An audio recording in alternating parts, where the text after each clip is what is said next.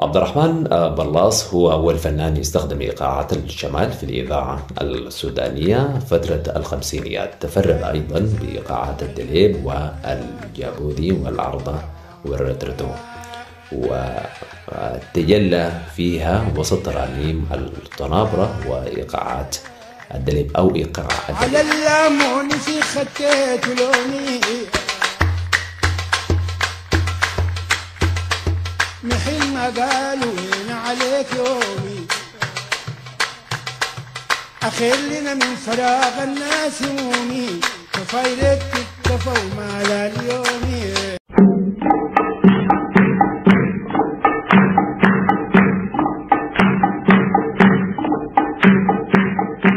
بلاص هو من مؤسسي فرقة الفنون الشعبية. الكلام ده كان في العام 1967، وفرقة بلاص اللي بتتألف من 15 عضو.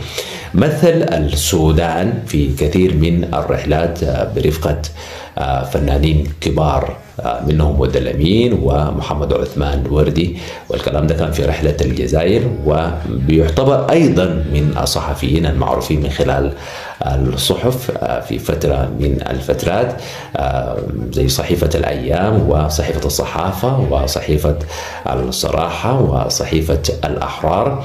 أيضا مجلة هنا درمان في أربعينيات القرن الماضي والشباب والرياضة، وأصدر أول مجلة تحت مسمى كل الفنون مع عبد الرحمن حمزة ومحمد إبراهيم الحيديكابي.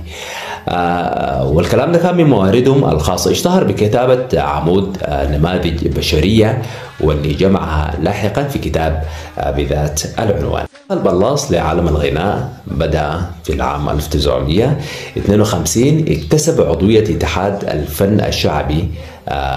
بدأها في الإذاعة السودانية، كان في أوائل بدايته في الإذاعة السودانية كان في أوائل العام 1960 عبر استضافته في برنامج صفحات على اللبيب ولا في جافين يا الله، أجاب كلام يمشي موزون يا الله، لم بمير الليني عريون يا الله، الدباس الفوق الغصون يا الله، وهي الضعف في البنك مخزون يا الله.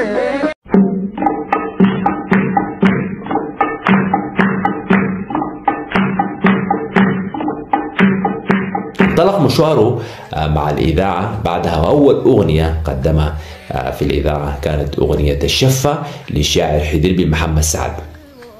تميز برضو بلاص بالأعمال التراثية والفلكلورية، وذاع صيته من خلال برنامج ربوع السودان بالإذاعة السودانية في درمان، اللي كان بيبث مساء كل يوم أربعاء. هنا درمان، ومن درمان إلى ربوع السودان.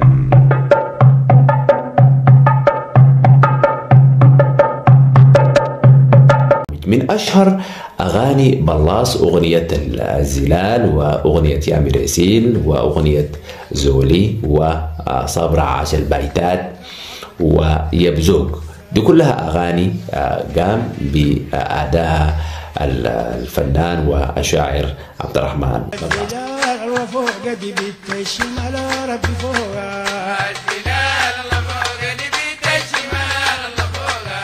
صباحك نعم شاقي الخضرة لاوين، نتابعك بقلوبنا نسبق العين، قدرت تسمح يا روح المهل زين، أجيف شوي شوية نسينا العمر ديك الليلة.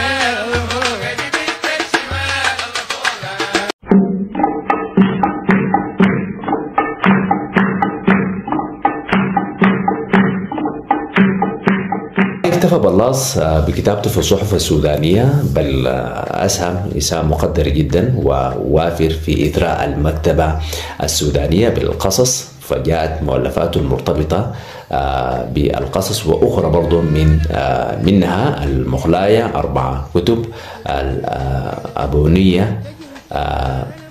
الأبونية ونماذج بشرية وأنغام الطنبور، تعامل معهم، وصور وحكايات من التراث الشايقي الشعبي.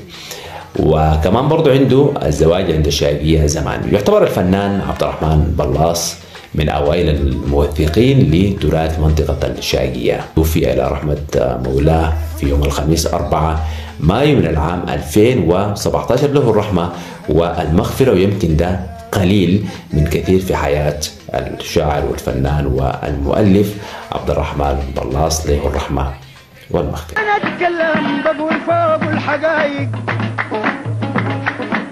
كلاما لو ملت تقولوا لفايق. أنا غنيت بقول للرات رايق سيد متروسي الشدل وسبايق.